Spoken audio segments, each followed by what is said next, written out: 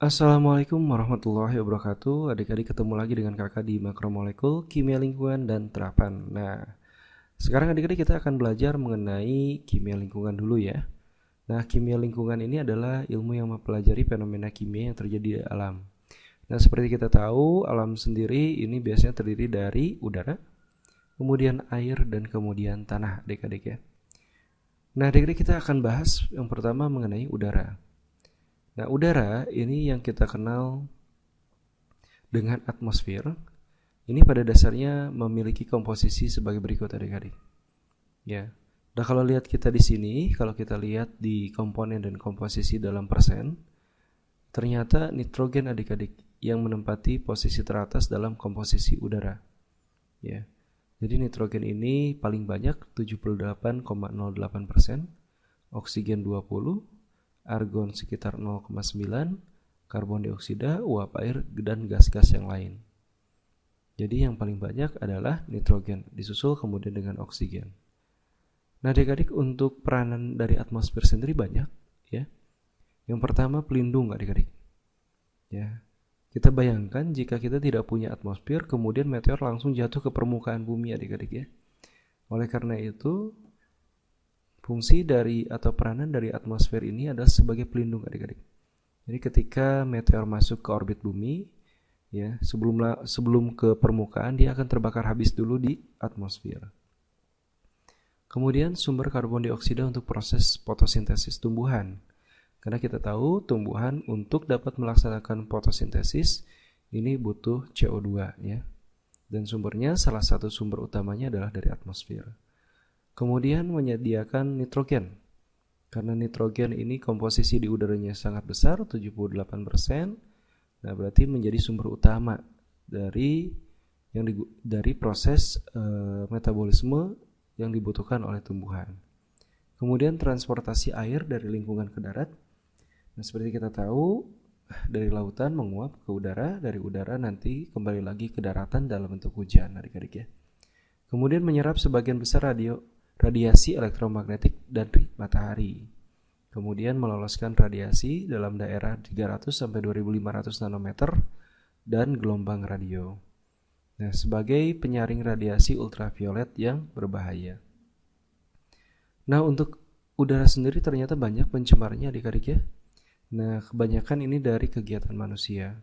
Seperti CO2 ini dari transportasi, asap industri, dan pembangkit energi. Kemudian CO atau karbon monoksida. Hati-hati, ini berbahaya adik-adik ya. Jika melebihi ambang batas 30 ppm, ini akibatnya pusing, mual, sakit kepala, lemas. Bahkan dalam beberapa kasus, ini bisa menyebabkan kematian. Contohnya jika kita misalkan dalam kendaraan, di dalam mobil, kemudian kita hidupkan mesinnya, hati-hati adik-adik ya. Nanti jika ada kebocoran, biasanya gas CO-nya masuk ke dalam mobil. Beberapa laporan memberikan informasi bahwa terjadi kematian karena CO adik-adik. Ya, jadi mati lemas begitu. Nah, kemudian selain itu ada oksida belerang. Nah, oksida belerang ini dari SO2 dan SO3. Nah, hati-hati juga ya, ini melebihi ambang batas 0,14. Ini menyebabkan gangguan pernapasan dan paru-paru. Selain itu, salah satu komponen dalam penyebab hujan asam adik-adik. Nah, kemudian ada oksida nitrogen.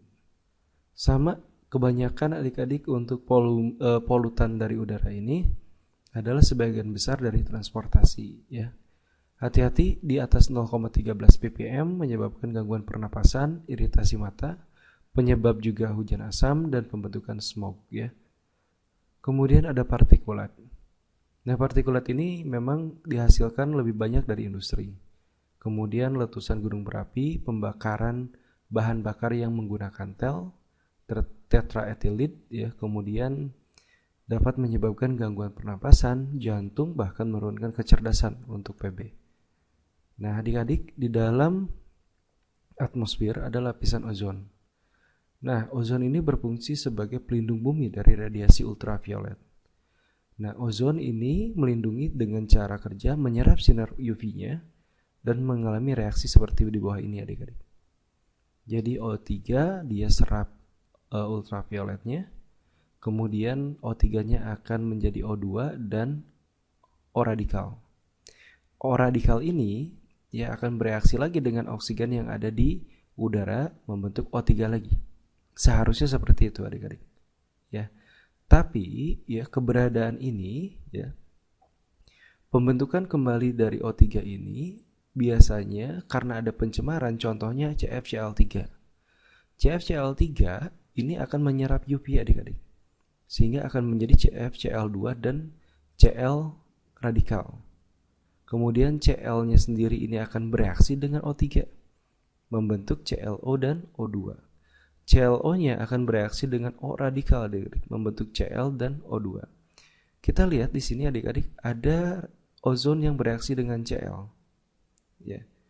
Jadi ozonnya mengalami penipisan karena apa? Karena dia bereaksi dengan zat lain yang berasal dari polutan kegiatan aktivitas manusia adik-adik. Jadi lubang ozon itu terjadi ya karena terjadinya penipisan adik-adik. Ya. Penipisannya kenapa? Karena ozonnya itu bereaksi dengan polutan yang disebabkan oleh manusia. Kemudian setelah udara kita masuk ke air adik-adik. Nah, air ini ditentukan oleh kualitasnya tentunya. Nah, kualitas air ini ada beberapa kriterianya. Yang pertama warna. Yang baik tentu saja yang tidak memiliki warna. Kemudian bau, air yang bagus itu harus tidak memiliki bau. Kemudian keruh.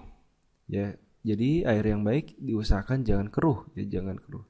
Nah, kekeruhan biasanya dihilangkan dengan menggunakan koagulan aluminium sulfat. Ya, nanti yang keruhnya menggumpal adik-adik. Nanti bisa dipisahkan.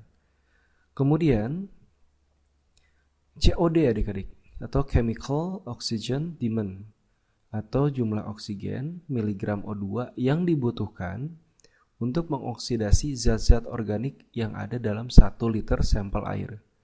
Di mana zat pengoksidasi kalium dikromat digunakan sebagai agen pengoksidasi.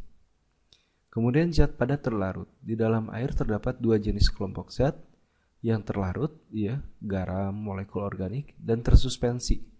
Zat padat tersuspensi serta berbentuk koloid seperti tanah liat dan kuarsa. Nah, pH juga keasamannya ini harus sesuai adik-adik, ya. Jadi untuk pH air ya itu harus mengikuti kriteria yang sudah ditetapkan oleh pemerintah untuk kriteria air bersih ya. Untuk air minum adik-adik itu beda. Kemudian ada DO atau dissolved oxygen, yaitu oksigen terlarut adalah banyaknya oksigen yang terlarut dalam air.